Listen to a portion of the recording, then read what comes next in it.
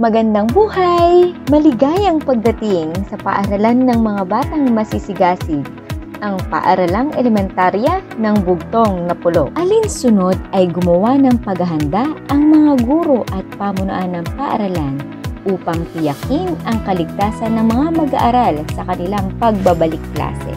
Halina't ating tunghayan ang paghahanda sa nalalapit na face-to-face classes ng ating mahal na paaralan.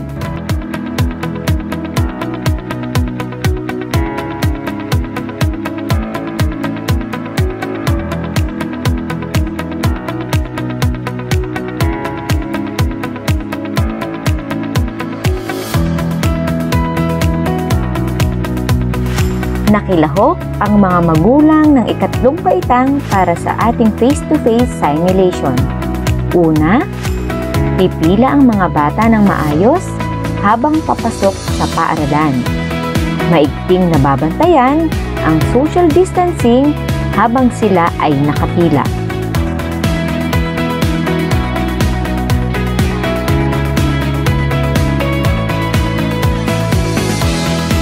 Sa kanilang pagpasok ay nagkaroon ng temperature check at sanitation.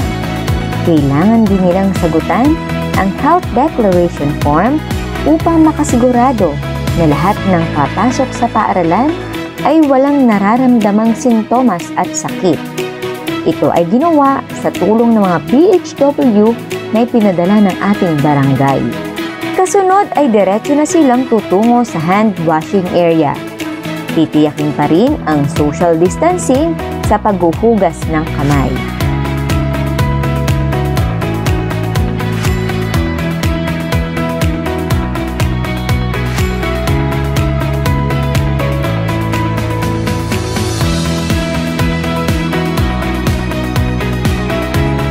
Pagkatapos ay pipila na sila papunta sa silid-aralan.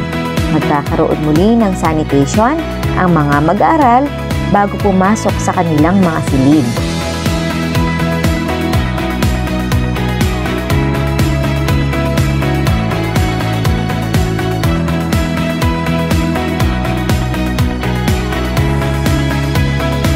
Isa-isang papasok ang mga mag-aaral sa silid-aralan. Tiniyak na bukas ang mga bintana at pinto para sa proper ventilation ng silid-aralan. Ang mga upuan ay may layong 1 hanggang 2 metro upang maiwasan ang pagkakadikit-dikit ng mga mag-aaral.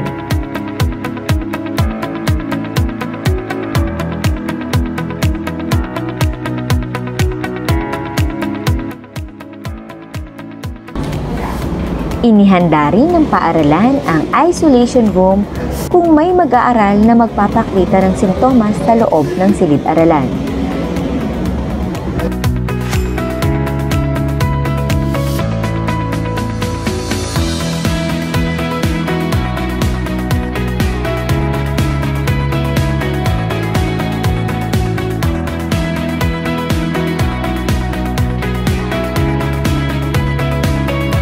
Sa tulong ng barangay health workers at mga guro, ay masisigurado ang kaligtasan ng bawat mag-aaral.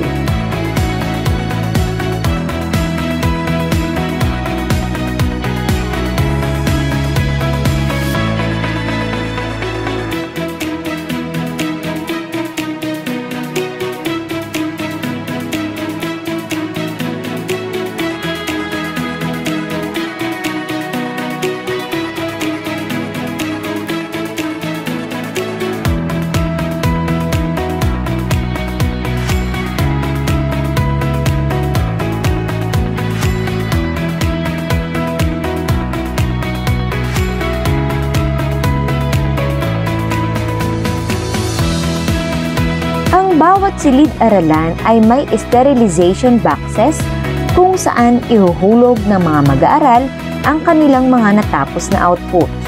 Ito ay dadaan sa sterilization bago kuhanin ng guro.